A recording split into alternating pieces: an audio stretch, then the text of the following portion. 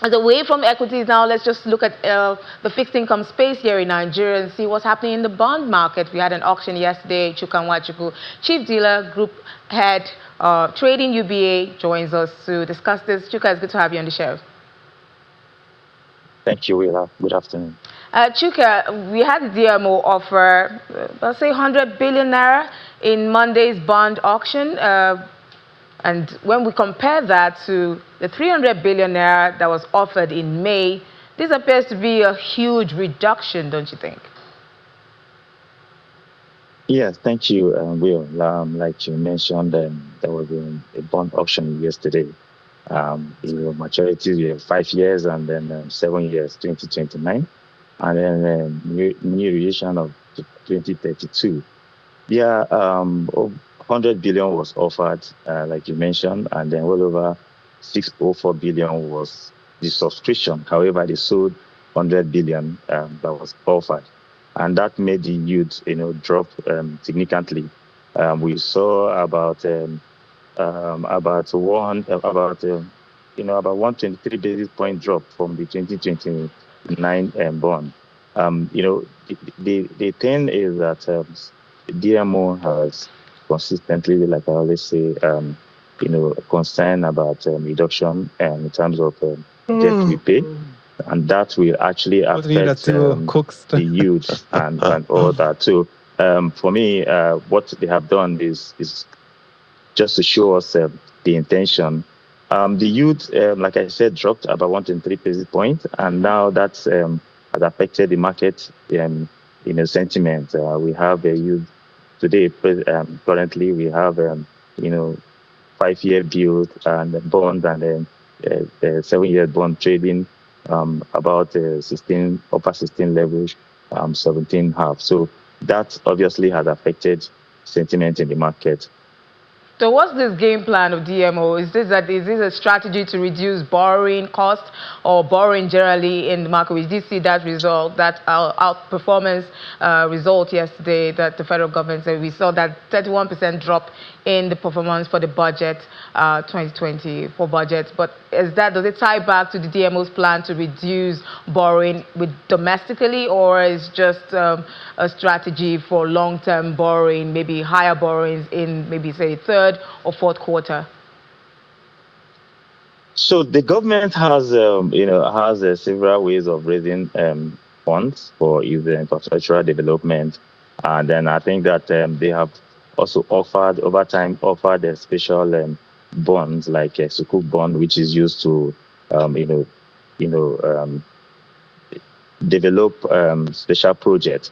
DM over time, if you watch from last year, they've been consistent in terms of reducing the yield.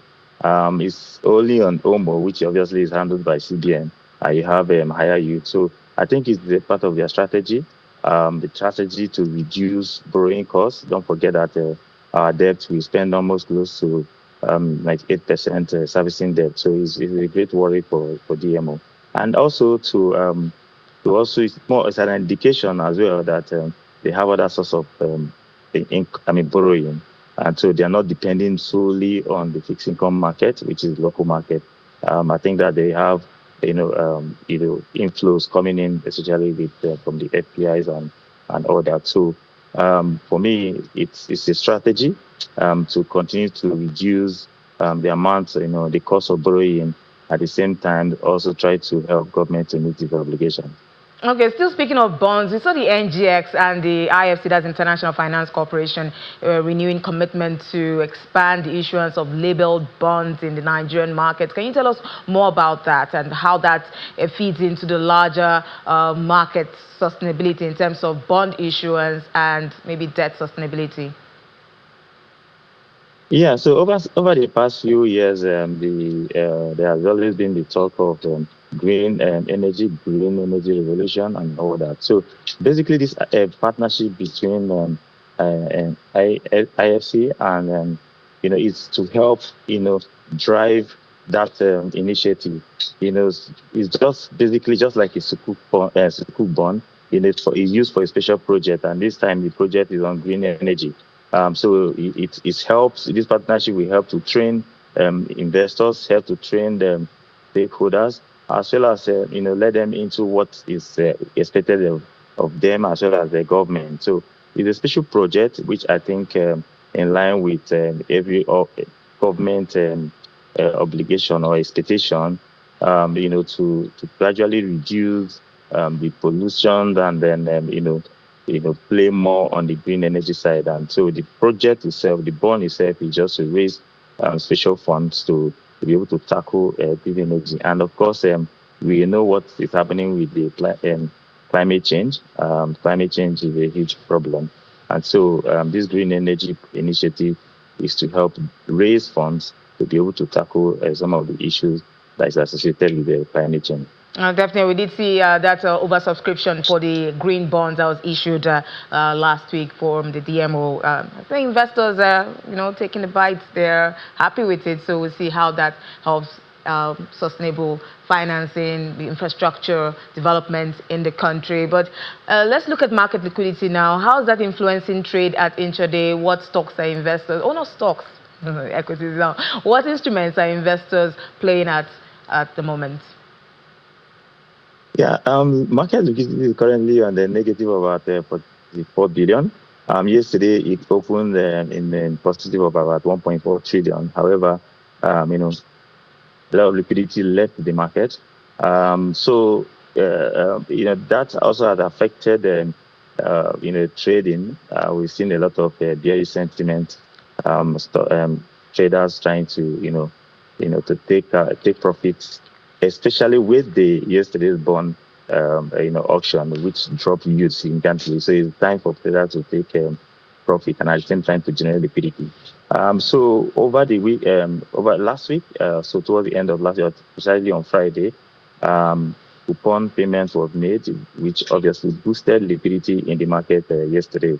But today, like I said earlier, the market is in deficit about 44 billion, and that will really greatly affect sentiment in the T-bills market and then in the bond market. The instrument that are currently investors delight is the one that we auctioned yesterday, especially the 2032. There's been a lot of demand on that bond, excuse me.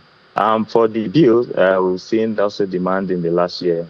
The last 1 year auction that came out last week. Investors obviously are more interested in the 1 year, and that obviously will obviously push the yield further down because of the sentiment and then because of interest in those two securities. So for bills, the 1 year that came out last week, and then for bond, 2032 bond, I think the most traded in the market today. I can only imagine how it is in the secondary market for players there. Thank you so much, Chuka Nwachukwu, Chief Dealer and Group Head Trading at UBA, for joining us on Business Incorporated.